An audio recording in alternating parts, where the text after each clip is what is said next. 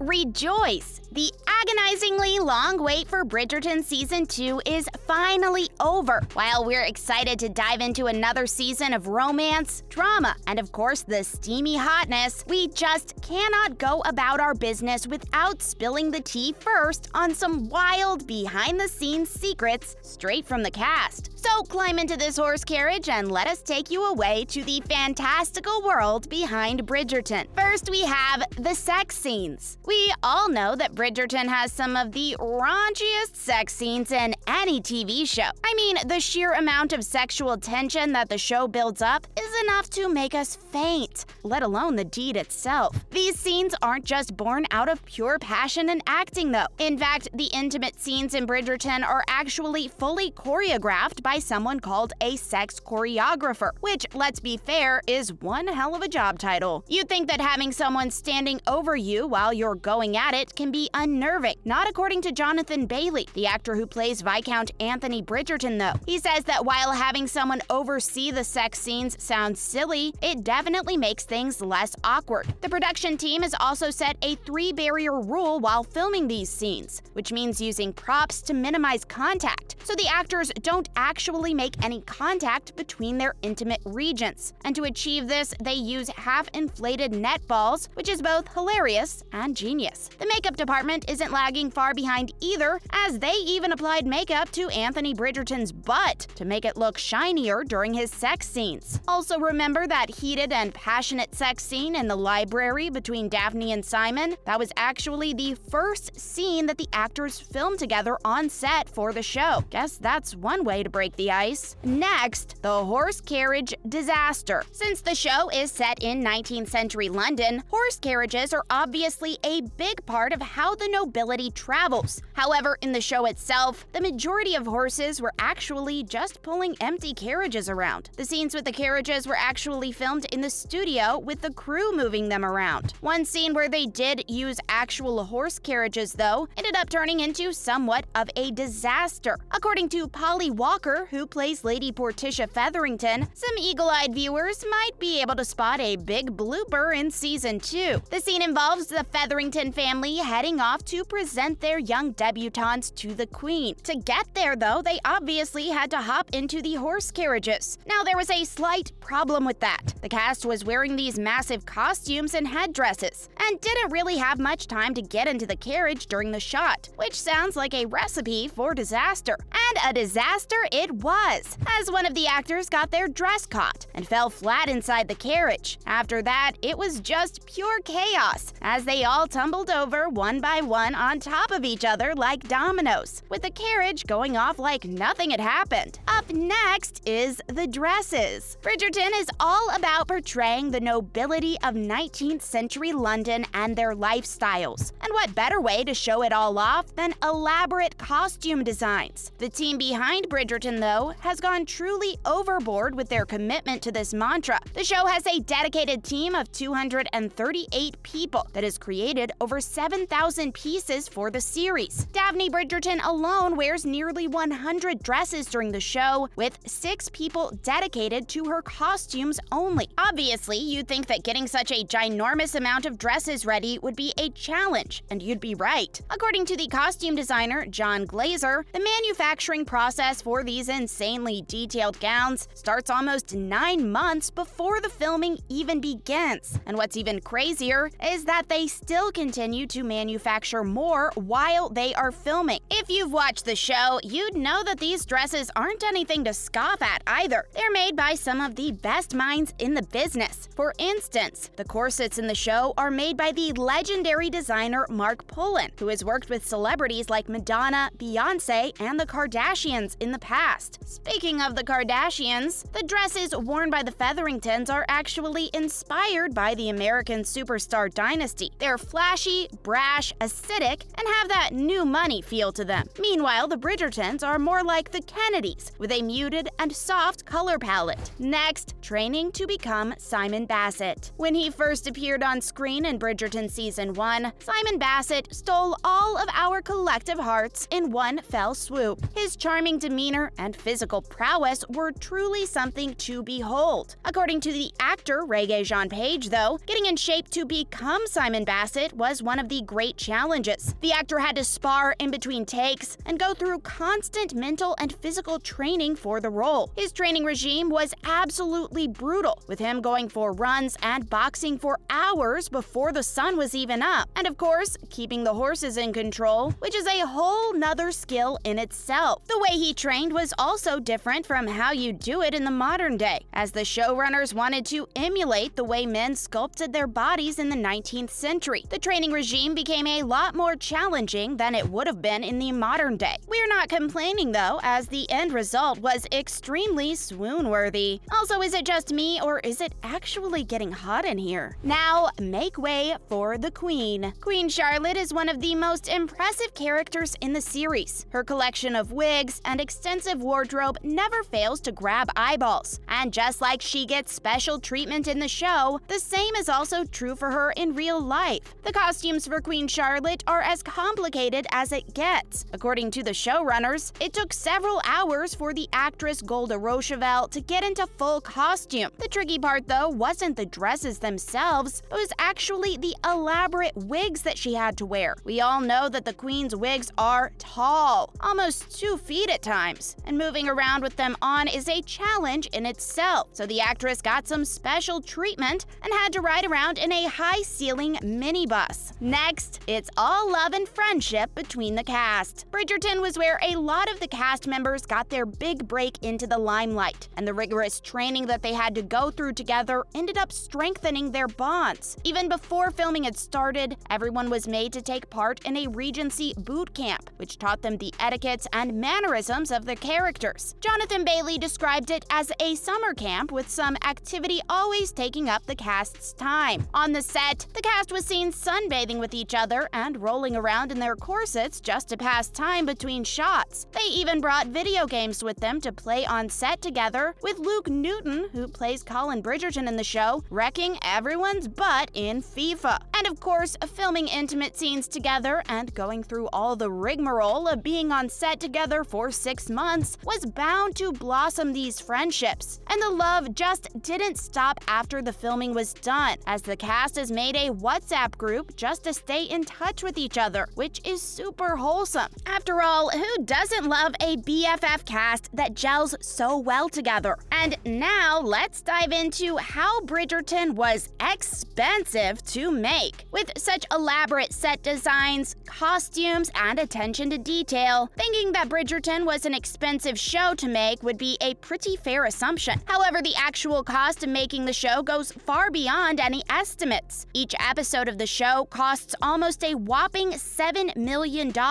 What's even crazier, though, is the fact that Julia Andrews, who is the narrator of the show, got paid over $2 million for her voice only. Some of the costumes and set props were so valuable that even the cast was not allowed to take anything back with them as souvenirs. The production team was on high alert at all times, so much so that when Jonathan Bailey tried to take Anthony Bridgerton's signet ring with him off the set, he was stopped even before he could reach his car. For those scenes that were filmed off-site at real historical locations, the production team was accompanied by room monitors that made sure nothing was misplaced, stolen, or broken while filming. As for the sets themselves, over 30 giant rugs were crafted specifically for the show, and a single wallpaper drop cost over $1,500 to make, and it took over 4 months just to construct the fireplaces and windows in the show. All of these things pale in comparison, though, to the fact that at one point during filming, more people were working on the set of Bridgerton than it took to create Star Wars. We can't wait to see what crazy set designs and costumes Season 2 has in store for us. That's a wrap for this video. What's your favorite behind-the-scenes fact about Bridgerton? Let us know in the comments below. Make sure to give this video a thumbs up and subscribe to our channel for more videos like this. See you in the next one.